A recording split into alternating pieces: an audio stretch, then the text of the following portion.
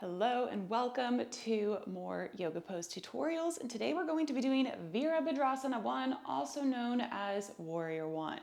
So this is a pose that really embodies and invokes that inner warrior energy. So what does that mean? Warrior, not necessarily in fighting, but being able to stand up to your own trials and tribulations of life. Where in your life do you need to activate that perseverance and keep going?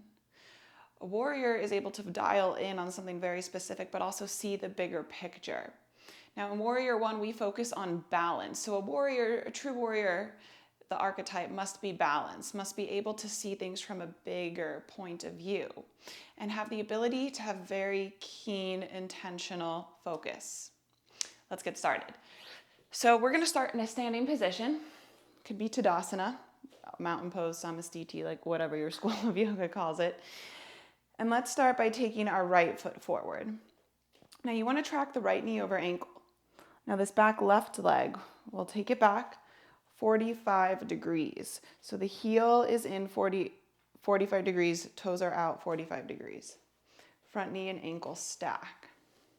Now from here, my pelvis has a tendency to just kind of swing to the left, but practice rotating to the right.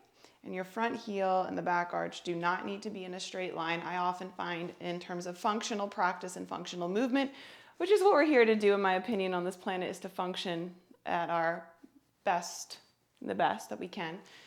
We want some space from heel to arch. So go ahead and lift your arms up. Take a breath here, find your drishti point. So this back hip is externally rotated slightly. You can activate the glute.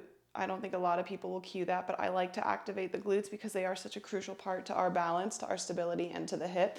And when the glute is activated, you can actually have more ability to move.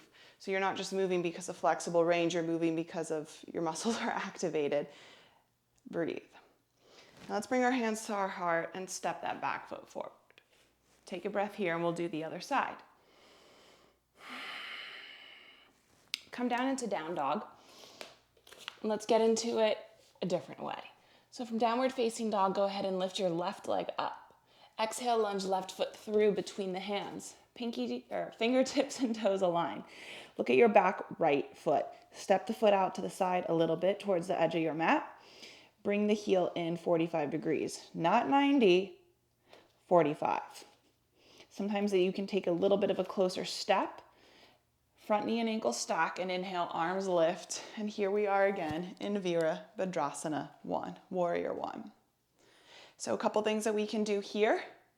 Again, activate the glute, rotate pelvis forward, lengthen. Don't worry about arching the back. We want to really mitigate this arching that became popular in the mid-2000s, late 2000s of yoga.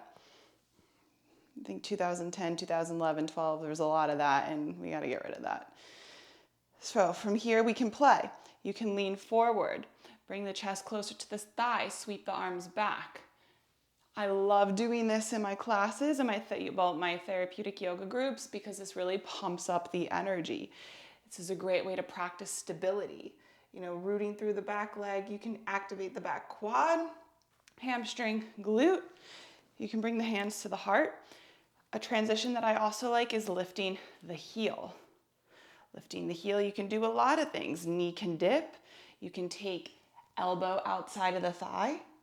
Knee can dip and you can do that. I mean, there's really a lot you can do here. So thank you and namaste.